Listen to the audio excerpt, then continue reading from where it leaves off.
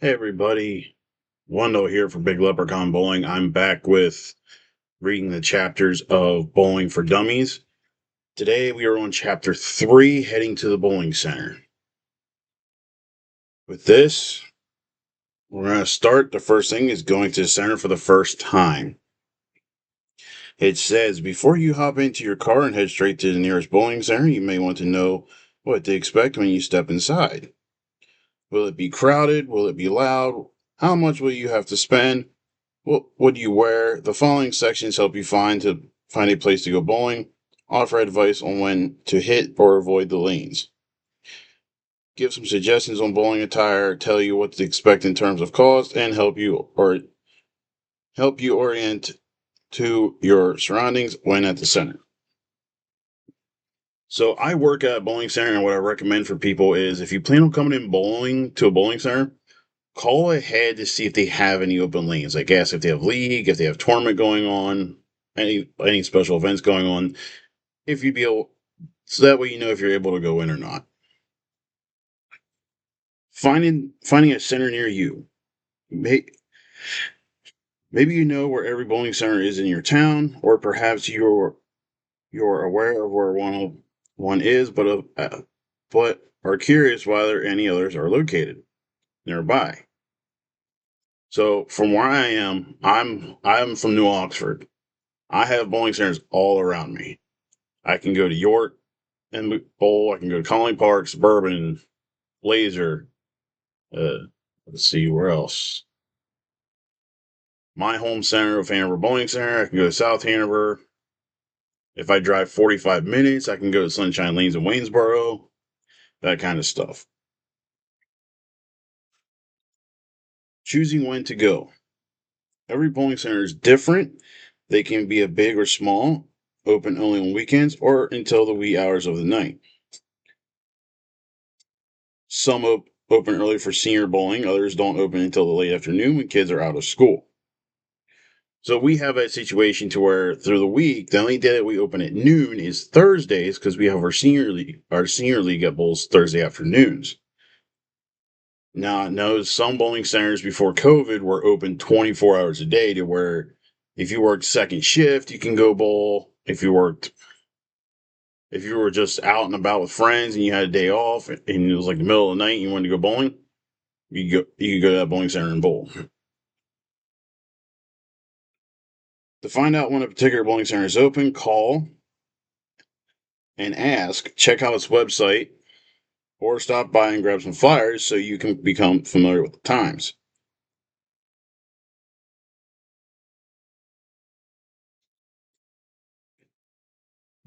So, next thing is dressing for the center. Dress comfortably. Like, if you're comfortable bowling in whatever, that's fine, but you do want to dress like really comfortable.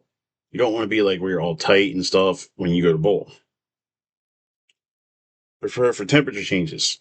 Yes, most centers have it to where, depending on what it's like outside, they'll adjust the temperature inside the center. Now, for like leagues and tournaments, they'll adjust the temperature to accommodate to those bowlers, so that way the bowlers are have a comfortable feeling for when they're bowling league and tournaments. Wear or bring a pair of socks. I cannot not explain them how many times we've had people come in bowling and ask if we sell socks. And I start thinking to myself, if you know you're coming bowling, why don't you bring socks?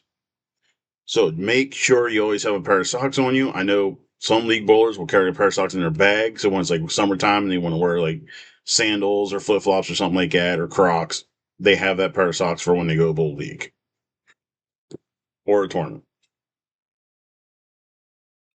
Leave your rings at home. What this is saying is wearing rings on the fingers that you put in the ball may cause your fingers to fit the holes poorly.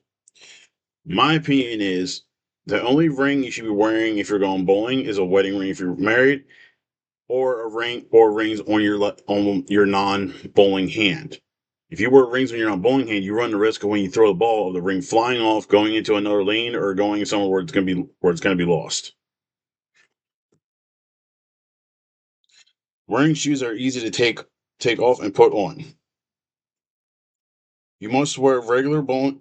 regulation bowling shoes in order to bowl. So wear shoes to the center that you can slip off and on easily. So I've had it plenty of times where people come in and we ask them what size shoes they want, and they literally ask us, "Well, do I have to wear the shoes?" We tell them yes, because it will help. You won't fall or anything, and you'll be fine with our bowling shoes on, our house shoes with the rental shoes on, and it helps keep the approach that you're on nice and clean and not get all dirty from the street shoes.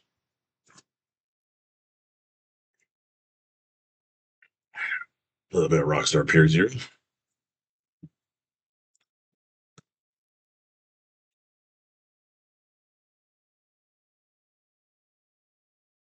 Counting and cutting the costs. So when you go to bowling center, most centers will have their prices up on their website, or if you call in and ask, they'll have different price times. So at my center, Monday through Thursday, we have by game and we also have by time. But on the weekends, Friday through Sundays, everything is by time. Now we have different prices for our league bowlers, which like our league bowlers can have a discounted price. Employees have a discounted price, stuff like that. But you always want to make sure that you know when you're going in and you know the price. Most centers do have their snack bar menu up on their website. I don't think my center does. So you always want to make sure you know how much you're going to spend when you go in. We get most people that come in and get gift cards for a birthday part, like for a birthday present. They'll look at our list, they'll ask us questions of how much it would cost for this many people, this, and that. And then that's how they decide how much they want to spend on the gift card. Now, I've been in centers to where their daytime price is different than their nighttime price. Like they would have where per game it was $6.49, their nighttime price was $8.49, and then shoes were $5.49 both times.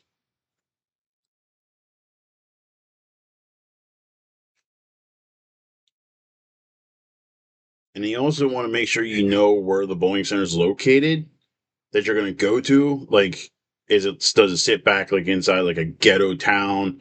Is it out in the middle of nowhere? Is it far to go there? Or is there multiple around it where it's going to make it easier to go to one? And if you plan on eating at the bowling center, just let you know that if you most bowling centers don't cater to entrees. They have what they call bowling center food, which is like burgers, hot dogs, French fries, chicken fingers, pizza, nachos, stuff like that. Most centers will have vending machines and drink machines for you there.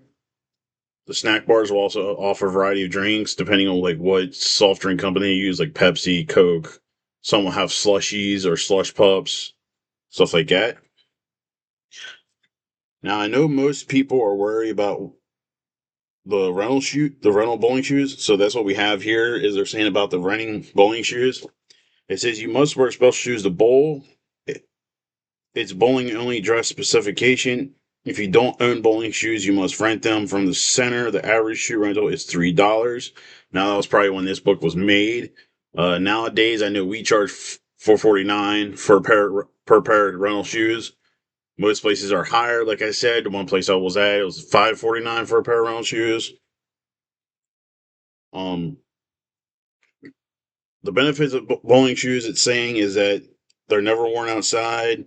They have soft leather soles that protect the lanes. They allow you to slide, which is necessary when you complete your approach, and they protect your feet.